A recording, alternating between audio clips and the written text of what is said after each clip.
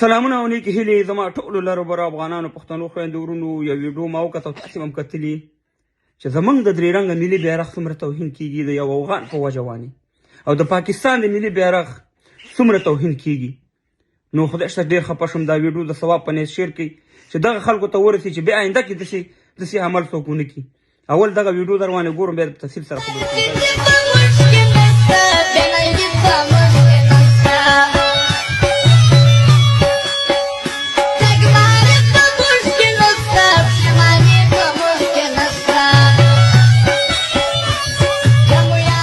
افغانان ورونو ولې ورونو ګوري اختلافات ستاسې حق دی که د پاکستان په خلاف یې کوئ که د انډیا په خلاف یې کوئ که د افغانستان په خلاف یې خو د بیرغ توهین د دې کلمې توهین که چېرته په ما باندې خپل ملي درې رنګه بیرغ ګران وي او زه ځان ته مسلمان یم چې په دې کلمه لیکلې زه به هېڅکله د چا بیرغ دغه ونه کړم بېعزتي ونه کړم ونه به ورسره داسې کار وکړم تاسې ولې د خپل د افغان ورور ته اول زه ویم ته ولې دا کار کوې د دې لپاره کې چې ستا په دې درې رنګه ملي بیرغ باندې خلک خپې کړي خلک ورته توهین وکړي خلک یې په تشناب کې ور واچوي ګورې الله تعالی په قرآن کې فرمایلي دي دا علما شته دلته زما خبرې باور دي الله تعالی ویلي چې تاسې د کافرو نقلي چې خدایان چې ځان ته جوړ کړي بوتان د هغې بېعزتي مه کوئ چې ستاسې د اصلي خدای چې د رب العالمین دی د هغې توهین هغې ته به توهین وکړي او هغې ته به کنځلي وشي ګوره موږ ته په قرآن کې دا واضح د اسلام مکمل راغلی نو ته ولې دا کار کوې وروره چې که تا باندې چې ته خپل بیرغ ګرانې که چا ته باندې چې ته افغانستان ګرانې افغانان در باندې ګرانې ته ولې داسې کار کوې چې راځئ وروره صیب مهربانه خپې رالې د پاکستان په بیرغ باندې ږدي چې صیب مهربانه څه شی دا کومه مبارزه ده دا کوم اسلام دی دا کوم انسانیت دی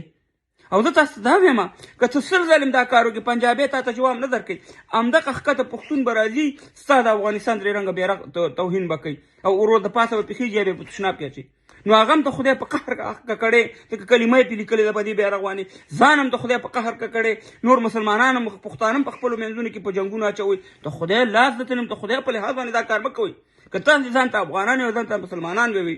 ګورئ که موږ دا کار وکړو د پاکستان د بیرغ موږ توهین وکړو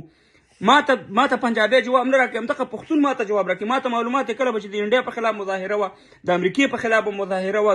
د اسرائیل په خلاف په پېښور کې مظاهره وه ولاکې به پنجابیانو نه د انډیا بیرغ سېځلو نه یې د ورسۍ مهربانه د امریکې سېځلو نه یې د اسرائیلو سېځلو همدغه زموږ پښتانه به راپسېده وروره دغه بیرغونه به یې وروره سېده بس یې دغه شي نه باید موږ ووځو باید احترام وکړو زما پاکستان سره کلک مخالفت دی مګر زه د بیرغ توهین نه کوم زه د امریکایانو د بیرغ توهین هم نه کوم زه د اسرائیل د بیرغ توهین هم نه کوم زه د بل ملک د بیرغ توهین هم نه کوم اختلاف به ورسره لرم مګر بیرغ څه ګناه کړو دا کومه مبارزه ده چې تاسې کوئ نو خدای ته وګورئ